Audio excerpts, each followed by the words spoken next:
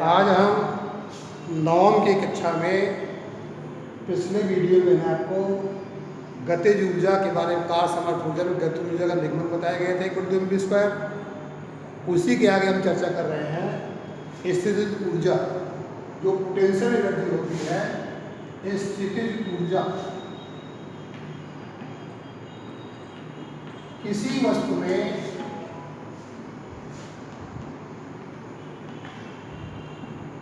स्थित विशेष के कारण या प्रत्यास्था के कारण उत्पन्न ऊर्जा को स्थितिज ऊर्जा कहते हैं। स्थितिज ऊर्जा कहते हैं। इसका भी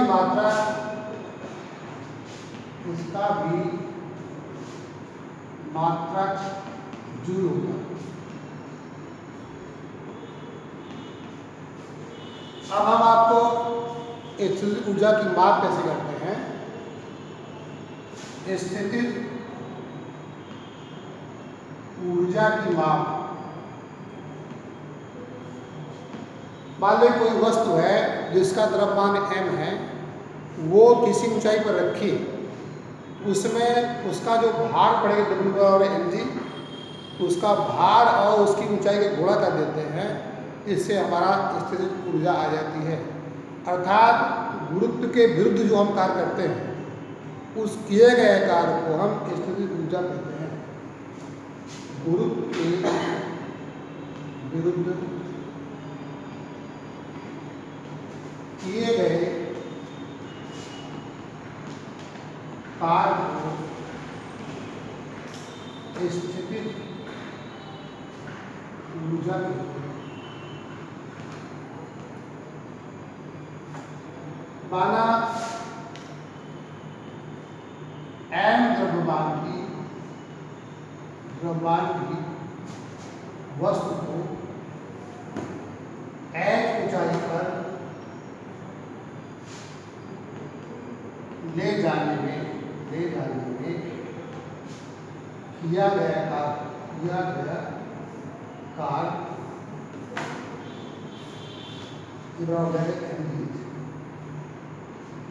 ये आपकी स्थितिज ऊर्जा की माप कैसे करेंगे। mgh कोई, अब इसके उदाहरण लेना है। जैसे कोई पानी की टंकी है, आपके घरों में टंकी अगर छत में काफ़ी ऊंचाई तक रखी, जो पानी ऊपर जाता है, जितनी ऊंचाई पर टंकी रखी होगी क्योंकि एच का मान बढ़ गया, उसमें उतनी अधिक स्थितिज ऊर्जा होगी। अगर उस टंकी का पानी नीचे छोड़ा जाता है, नल द्वारा आता है, तो वो स्थितिज ऊर्जा गतिज ऊर्जा बन जाती है और वो काफ़ी पानी फोर्स से गिरता है। ऊंचाई पर क्या एकत्र हो गई हमारी स्थितिज ऊर्जा। जिस वस्तु को जितने ऊपर ले जाएंगे, यदि जितना अधिक होगी, गुरुत्व बल के विरुद्ध हमने कार्य किया और उतनी ही अधिक उसमें स्थितिज ऊर्जा हो गई। तो इसका अगर उदाहरण लेते हैं, उदाहरण में आपको पहला उदाहरण बताया हमने, ऊंचाई पर रखी किसी टंकी में पानी की ऊर्जा, एग्जाम्पल अगर ले रहे हैं तो ऊंचाई पर रखी टंकी की पानी, इसमें ऊर्जा होगी आपकी। दूसरा उदाहरण लेना है तो आप दे सकते हैं दबी हुई स्प्रिंग। अगर स्प्रिंग को हम दबा देते हैं तो उसमें भी स्थितिज ऊर्जा एकत्र हो जाती है और वो पूरा अपनी जगह पे आ जाए, छोड़ने पर चार्ज ऊर्जा होती है, उसमें अपनी जगह पर आ जाती है।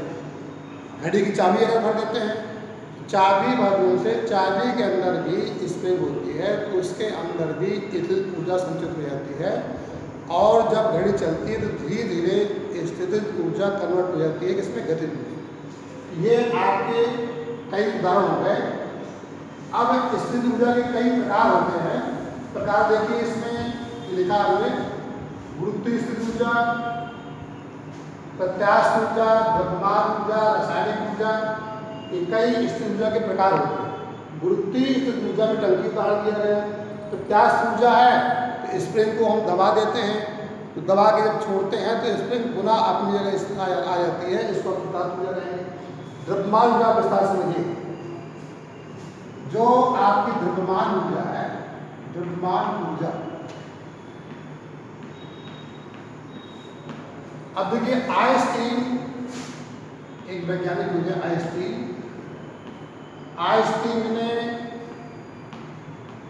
द्रव्यमान को ऊर्जा में तथा ऊर्जा को द्रव्यमान में बदलने के लिए एक सूत्र दिया। सूत्र क्या है हमारा? E बराबर mc²। जहाँ E क्या है? E आपकी ऊर्जा है, m आपका द्रव्यमान मास कर सकते हैं, द्रव्यमान है, द्रव्यमान। C क्या है? प्रकाश का वेग, प्रकाश का वेग। इसमें E बराबर mc² में ऊर्जा को हम द्रव्यमान में द्रव्यमान की ऊर्जा बदल सकते हैं। कि आइंस्टीन का द्रव्यमान ऊर्जा समीकरण है। प्रकाश का वेग जानते कितना होता है यार? 3 × 10⁸ मीटर प्रति सेकेंड, ये प्रकाश का वेग होता है। इसमें अगर कोई उदाहरण दें हम, अगर पूछे कि 1 ग्राम द्रव्यमान को ऊर्जा में बदलिए, कैसे बदलेंगे? ये सूत्र देखिए, ये आपका सूत्र हो गया, सूत्र आपने पिछले कक्षा में पढ़ा होगा। आइंस्टीन का द्रव्यमान ऊर्जा समीकरण E बराबर mc²। अब इसी में आपको छोटा सा काम की परीक्षा पूछा था अक्सर, अगर हम पूछे कि 1 ग्राम द्रव्यमान को ऊर्जा बदलो, तो उसमें क्या है हमारा? 1 ग्राम द्रव्यमान को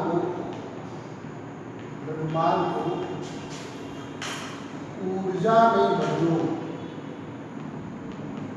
अब देखो द्रव्यमान कितना दिया गया है? m बराबर तुम्हारा दिया गया 1 ग्राम, m बराबर 1 ग्राम है।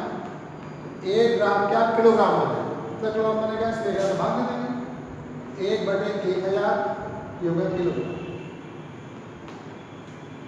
अच्छा, C आप प्रकाश का वेग बताया गया आपको कितने जानते हैं? 3 × 10⁸ मीटर प्रति सेकेंड। ये आपका ज्ञात होना चाहिए प्रकाश का वेग कितना होता है।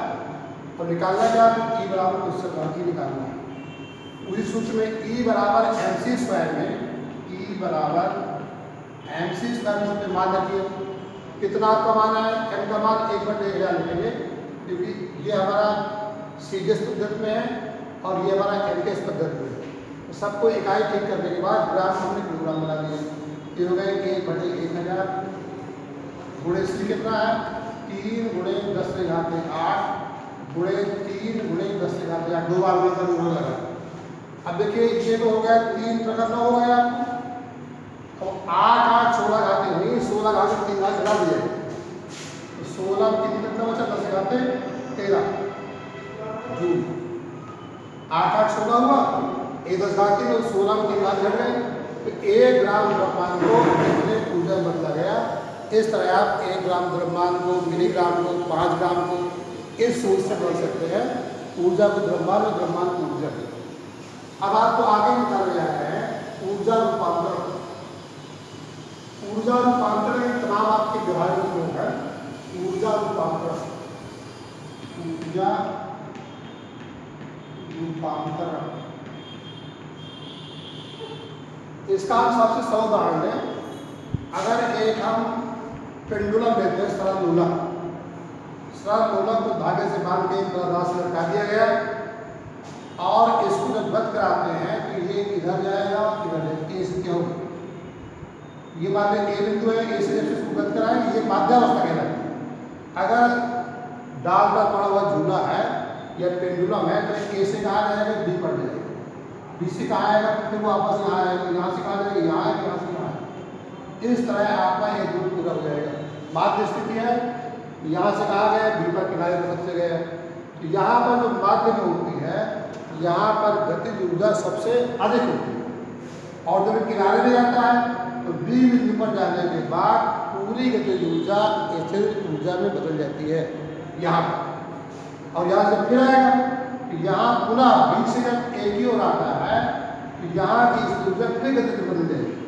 फिर जब ये सी पर जाएगा पुनः गतिज ऊर्जा कितनी बदल जाएगी, स्थिति बदल जाएगी, स्थिति से गति बदल जाएगी। इस तरह इसके सबसे अच्छा उदाहरण ऊर्जा रूपांतरण का। यहाँ पर गति सबसे अधिकतम होगी, यहाँ स्थिति होगी, फिर स्थिति गतिज में, गतिज स्थिति में इसमें बदलती रहती है। जैसे आपका डाल पर पड़ा हुआ झूला, जब आप झूला डाल में झूलते हैं तो झूला जो है स्थिर है तो साम्य अवस्था में, तो झूलते हैं तो दाईं ओर जाएगा, बाईं ओर जाएगा, जितना दाईं ओर गया उतना बाईं ओर जाएगा। और किनारे पर जा करके उसकी पूरी जो काइनेटिक एनर्जी है वो पोटेंशियल में बदल जाएगी इस बिंदु पर। ठीक है, यहाँ जब यहाँ आएगा तो स्थिति से बनती गतिज में, इस तरह स्थिति गतिज में गति स्थिति बनती है। ये सबसे अच्छा उदाहरण है। और उदाहरण लेना जैसे आपको ऊर्जा रूपांतरण के, तो जैसे आपको बिजली का पंखा चलाते हैं, पंखा जो चलता है विद्युत, कई उदाहरण विद्युत पंखा में यहाँ पर विद्युत ऊर्जा किस बदलती है, यांत्रिक ऊर्जा, विद्युत ऊर्जा यांत्रिक ऊर्जा। ठीक है, आपका जो डायनोमा जनरेटर जिसे कहते हैं, डायनोमा में यहाँ पर डायनोमा जब घूमता है तब बिजली बनती है। यहाँ पर यांत्रिक ऊर्जा इज कन्वर्ट टू यांत्रिक ऊर्जा, यहाँ पर विद्युत ऊर्जा बन जाएगी, विद्युत ऊर्जा। अच्छा, जो विद्युत मोटर होगा, विद्युत मोटर से चलती है, विद्युत ऊर्जा यांत्रिक मतलब विद्युत का कोई भी चीज़ है अगर विद्युत प्रवाह करने पर ऑपरेट करता है तो यहाँ विद्युत ऊर्जा यांत्रिक ऊर्जा में बदल जाती है। और उदाहरण आपको लेना है रूपांतरण में, बल्ब जलता है, विद्युत बल्ब में जो हमारी विद्युत ऊर्जा है, विद्युत ऊर्जा ये बदल गई प्रकाश ऊर्जा। किसे बदल गई, प्रकाश होने लगे। जैसे आप बल्ब जलाते हैं, बटन ऑन करते हैं तो विद्युत ऊर्जा की किसमें हो गई, प्रकाश ऊर्जा। और विद्युत हीटर लेते हैं, विद्युत हीटर में क्या होता है, विद्युत हीटर में विद्युत ऊर्जा ऊष्मीय ऊर्जा बन जाती है। विद्युत ऊर्जा किसमें होती है, ऊष्मीय ऊर्जा, ऊष्मीय ऊर्जा में। ये सब ऊर्जा रूपांतरण के बहुत से उदाहरण हैं। जब जहाँ बिजली वगैरह बनती, पानी टरबाइन चलते हैं तो पानी ऊपर संचित रहता है। जब पानी ऊपर से गिराया तो पानी संचित होगा, कौन सी ऊर्जा होगी, स्थिति होगी। जब वहाँ से गिरेगा तो गति में बदलेगा। और जब टरबाइन में पड़ेगा तो टरबाइन घूमने लगेगा, घूमने के बाद वो विद्युत ऊर्जा के रूप में इकट्ठा हो जाता है। तो जो पानी से बिजली बनती है तो वहाँ भी पहले स्थिति से गतिज में और गतिज से विद्युत ऊर्जा के रूप में संचित हो जाती है। इस तरह ऊर्जा का रूपांतरण होता रहता है। इसके आप कई तरह के उदाहरण देखते हैं जो आप उसमें देखा होगा, सेल वगैरह में रासायनिक ऊर्जा प्रकाश से मिलती है। सेल है शुष्क सेल, कुछ सेल आपके घर में होगा, शुष्क के अंदर रासायनिक पदार्थ MnO2, ठीक है, तमाम चीज़ भरी होती है उसमें रासायनिक पदार्थ। तो रासायनिक ऊर्जा जब आपसे बल्ब जलता है तो प्रकाश, उसमें बदलेगी प्रकाश ऊर्जा। तो ये तमाम ऊर्जा रूपांतरण के उदाहरण दैनिक जीवन में है। अब आपको एक बता रहे हैं, यांत्रिक ऊर्जा का यांत्रिक संरक्षण नियम। ठीक है, ऊर्जा का यांत्रिक संरक्षण।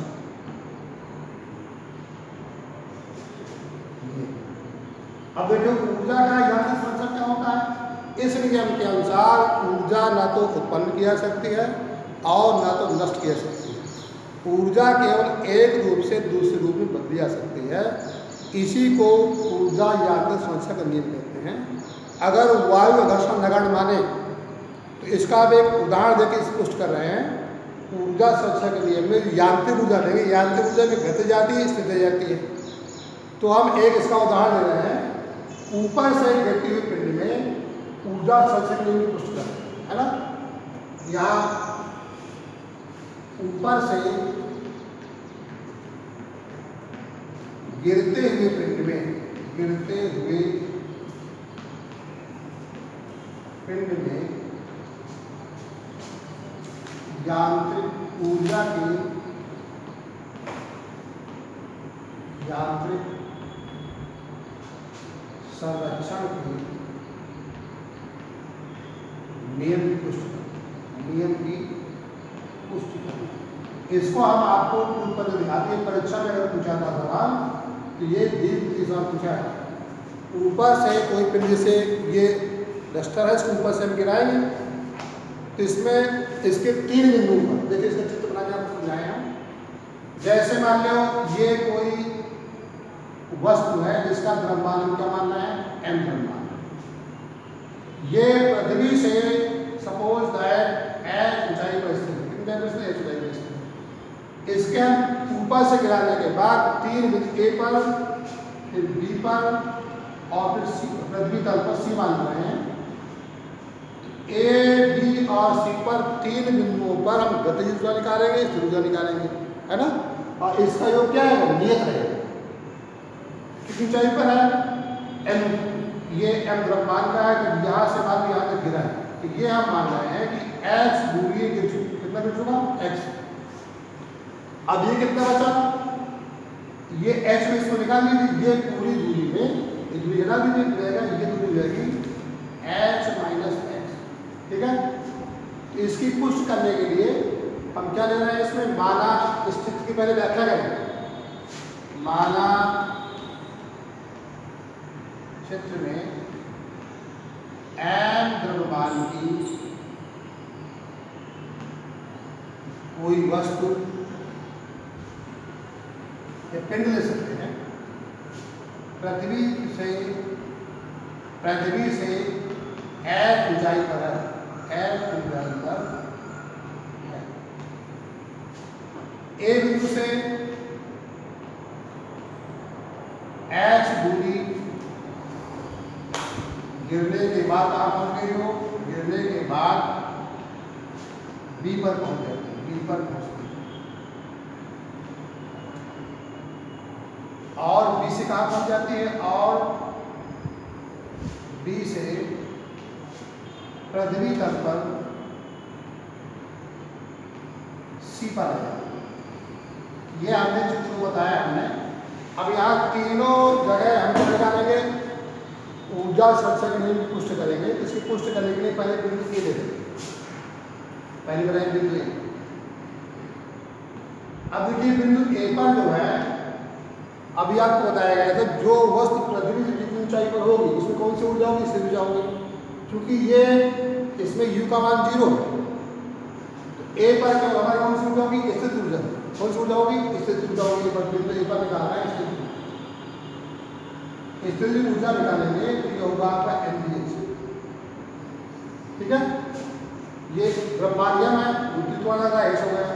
अब अगर इसमें ए पर हम गति निकालते हैं तो गतिज ऊर्जा क्या होगी, यहाँ शून्य होगी, तो 1/m² होता है। और आपका v कितना है, आपका वेग इसका 0 है, तो ये भी आपका पूरा 0 होगा। कुल ऊर्जा हो गई ए पर, कुल यांत्रिक ऊर्जा की आएगी, यांत्रिक ऊर्जा क्योंकि गतिज ऊर्जा प्लस स्थितिज ऊर्जा, गतिज ऊर्जा प्लस स्थितिज ऊर्जा। गतिज कितनी हुई आपकी 0, स्थितिज कितनी हुई mgh। टोटल कितना हो गया mgh। ये पहला ए बिंदु पर ऊर्जा निकल गई mgh। अब हम निकालेंगे बी बिंदु, ठीक है। ये आप समझ गए चित्र को। अब हम इसकी व्याख्या कर रहे हैं, बी बिंदु पर कैसे निकालेंगे। देखिए बी बिंदु पर पहले वस्तु यहाँ से यहाँ तक गिर चुकी, तो पहले निकाली सी गतिज ऊर्जा। क्या निकालें, गतिज ऊर्जा सूत्र क्या करते हैं, 1/2 mv²। तो यहाँ m तो पता है, m तो वही आएगा, लेकिन b का मान निकालेंगे तो यहाँ गति का दूसरा समीकरण, गति के दूसरा तीसरा गति के तीसरे समीकरण से v² बराबर u² + 2gh। अब देखिए वस्तु यहाँ से गिर रही है तो इसका प्रारंभिक वेग क्या है, जीरो है। एच कितना है, एच बराबर एच। यहाँ मान रखिए इसमें हो जाएगा वी स्क्वायर बराबर 0 प्लस 2gx। आपका जो वी स्क्वायर का मान है कितना आ गया, 2gx। अब इसमें मान रखें जो हमारा ये है गति ऊर्जा निकालने के लिए हमने यहाँ ऊर्जा मान निकाला। अब जो गति ऊर्जा हो गई हमारी, गति ऊर्जा हो गई 1/2 m और वी स्क्वायर का मान निकाला हमने 2gx गुणे 2gx, तो दोनों कट गए, ये हो गया mgx। ये ऊर्जा हुई गति ऊर्जा। अब हम बी बिंदु पर निकालेंगे, इससे क्या निकालेंगे, बी पर निकालना है हम स्थितिज ऊर्जा। स्थितिज ऊर्जा सूत्र क्या लगाएंगे, वो mgh। इसमें s का मान क्या होगा, m तो तुम्हारा वही आएगा, g वही आएगा, h वही आएगा। वो ये यहाँ से यहाँ तक कितना आएगा है, अब ऊंचाई इसकी यहाँ से आता है h माइनस x लिखेंगे, कोष्टक खोलेंगे तो mgh का गुणा हो गया माइनस mgh। अब ये कौन ऊर्जा हो गई, स्थितिज ऊर्जा। अब बी बिंदु पर कुल यांत्रिक ऊर्जा निकालेंगे। यांत्रिक ऊर्जा निकालने के लिए बी पर कुल यांत्रिक ऊर्जा यहाँ गतिज प्लस स्थितिज, गतिज प्लस स्थितिज। अब देखिए आपकी गतिज कितनी आई, गतिज चाहिए आपकी mgx कितनी आई, mgh गतिज है। गतिज कितनी है, ये है mgh माइनस mgh, ये दोनों कट जाए, ठीक है। तो आपका जो बी बिंदु पर कुल यांत्रिक ऊर्जा निकली, बी बिंदु पर कुल यांत्रिक ऊर्जा, कुल यांत्रिक ऊर्जा निकली वो आपकी गतिज प्लस कितनी हो गई, mgh। ये आपने बी बिंदु निकाला। अब निकालेंगे सी बिंदु। सी पर अगर हम स्थिति निकालते हैं, स्थितिज ऊर्जा ये हो गया mgh, h का मान कितना है, 0, ये आ गया पृथ्वी तल, ये ऊर्जा शून्य। अब गतिज निकालने के लिए हम पहले सी बिंदु पर वेग निकालेंगे। अगर हमको निकालना है गतिज ऊर्जा, सूत्र आएगा 1/2 mv स्क्वायर। यहाँ भी वी स्क्वायर का मान है, गति के समीकरण से निकालेंगे। वी स्क्वायर का मान निकालेंगे, सूत्र पहले लगाएंगे वी, गति का तीसरा समीकरण, वी स्क्वायर बराबर यू स्क्वायर प्लस 2gh। क्योंकि यहाँ से यहाँ तक h दूरी गिर चुका, तो यहाँ पे h का u का मान 0 है, तो वी स्क्वायर बराबर 0 प्लस 2gh। अब इस सूत्र में वी स्क्वायर का मान रख देंगे, हो जाएगा 1/2 m गुणे कितना वी स्क्वायर 2gh, दोनों कट गए तो आ रहा है mgh। अब हम निकालना है सी बिंदु पर कुल ऊर्जा। सी बिंदु पर कुल यांत्रिक ऊर्जा निकालेंगे, तो दोनों ऊर्जाओं को जोड़ देंगे। सी पर कुल यांत्रिक ऊर्जा अर्थात गतिज प्लस स्थितिज, गतिज प्लस स्थितिज। अब आपने गतिज कितनी निकाली, गतिज निकाली आपने mgh प्लस 0। तो सी बिंदु पर कुल ऊर्जा कितनी आएगी, 0। अब आप ये देखते हैं ए बिंदु पर, बी बिंदु पर, सी बिंदु पर तीनों ऊर्जाएं कितनी निकली है भाई, mgh निकलती है।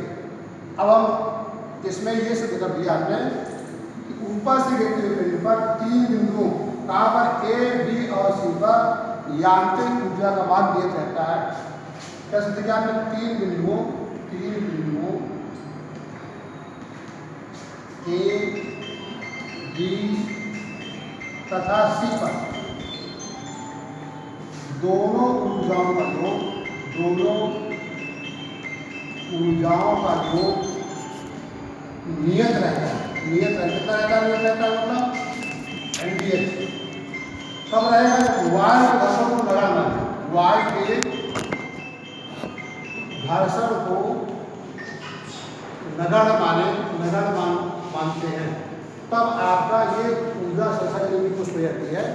इस तरह आपको इस डेरिवेशन में ऊपर से गिरते हुए पिंड में यांत्रिक संरचना की पुष्टि करती है। अब इस पूरी वीडियो को आप बहुत ध्यान से देखेंगे तो आपको पूरा पार्ट समझ में आएगा और समझने के बाद कॉपी में लिखेंगे, लिख के आप भेजेंगे और इस चैनल को सब्सक्राइब करेंगे जिससे हमें पता चले कि आपने कितने लोगों को देखा है। धन्यवाद। नीचे नहीं आ रहा था।